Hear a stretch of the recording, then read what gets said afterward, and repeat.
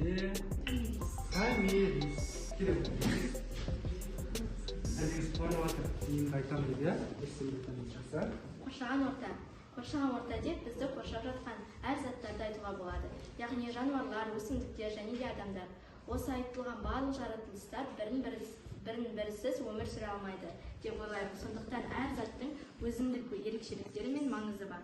Қоршаған орта адамзат өмір сүріп жатқан орта. Ортақ үй, ортақ мекен. Адам мен табиғат егіз ұғым. Ағаш жапырағымен, жер топырағымен көрікті дейді халқымыз.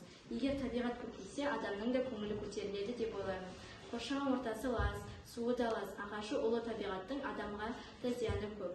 Сондықтан табиғатты аялау, оған қамқор болу, табиғатқа өз үйіндей қарау кез келген адамның парызы мен борышы.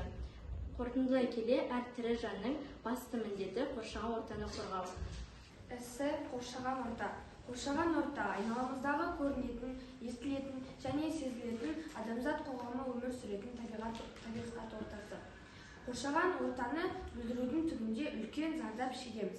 Ластанған ауа біздің өмірімізге деген зияны өте көп. Адам өз өмірін өзі қысқартады. Неге десеңіз, неше түрлі өнеркәсіп салып, қалдықтарын суға ағызып жібереді. Лас ауа адамның тыныс алуын зақымдайды.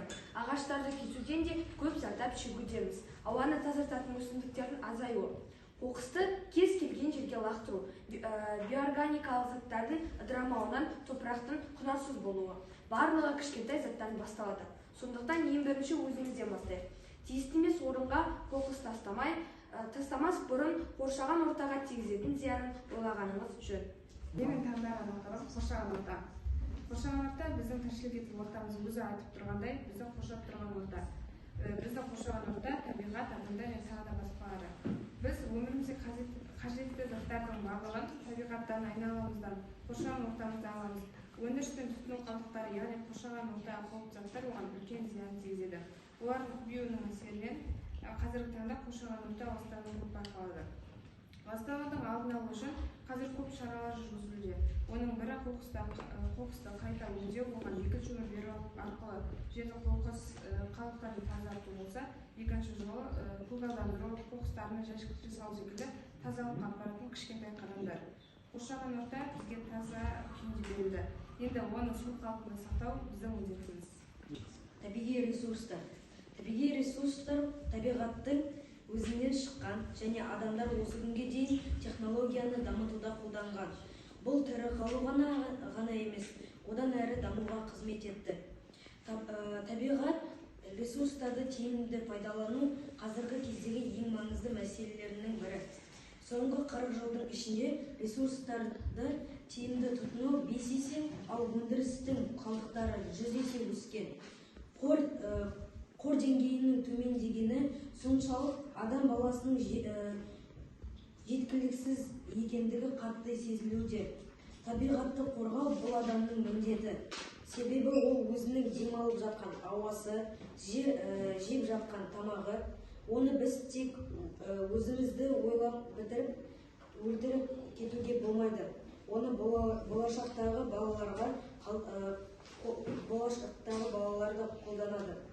Табиғи ресурстарды сақтағыңыз келсе, ең кішісі өзіңізден бастаңыз. Қоқысты жәшікке салыңыз, ағаштарды сындырмаңыз және тағы басқалары. Яғни өзгені түзеткің келсе, өзіңнен баста деген сөз келеді. 90 сөздің тобықтай түйіні табиғат ресурстарды қадірлеңіз. Табиғи ресурс дегеніміз тамақ, шикізат секілді адамның пайдасына қызмет ететін табиғаттың барлық құндылықтары. Табиғи ресурстарды біздің қоршаған орта ұлттық байлық деп айтуға да болады. Су, ауа, жер, пайдалы қазбалар барлығы табиғи ресурстар болып табылады. Қазақстан табиғи ресурс бойынша жоғары орында тұр. Мысалы, уран өндіруден әлем бойынша 2-ші орында және хром бойынша 2-ші орында. Қазіргі кезде бізде табиғи ресурсты тиімді пайдалану жолында көптеген шаралар жасалып жатыр. Дамыған елдерде табиғат ресурстарын пайдалану жоғары орында. Себебі олар ресурсты өндіруші әрі экспорттаушы болып табылады. Егер Қазақстанда осы мәселені дұрыстап қолға алса, табиғат ресурстарын тиімді пайдаланады. Әр нәрсенің өз шегі бар. Табиғи ресурстарды тиімді пайдаланбасақ, болашақта елдің демографиялық жағдайы және экономикасы, экологиясы әлсірейді. Қолымызда бар нәрсенің қадірін білейік. Ұлттық байлық осы уақыт мерзіміне дейін елде жинақталған материалдық игіліктердің жиынтығы. Қазақстан қазба байлығы жағынан дүние жүзіндегі ең бай елдердің қатарында тұр. Қазба байлығы, жер асты байлығы, әдеби мұралар, табиғи байлықтар ұлттық байлықтың негізін салады. Ата-бабаларымыз байырғы заманда атамекенімізге атамұра етіп қалдырған қазбалар мен орындар, салт-дәстүрлер бізді материалдық және рухани тұрғыдан қамтамасыз етеді. Материалдық тұрғыдан қарағанда қазба байлықтарды, ал рухани тұрғыдан қарағанда көптеген кесенелер мен шығарма оқуларды ұлы жазушылар қалдырып отыр. Бірінші ұрпақ екінші ұрпаққа тек өмір сыйлап қана қоймайды, өмір сүре білудің тәсілі мен тәжірибесін де мұраға қалдырады деп Әбіш Кекілбаевтың қанатты сөзімен қорытындылаймын.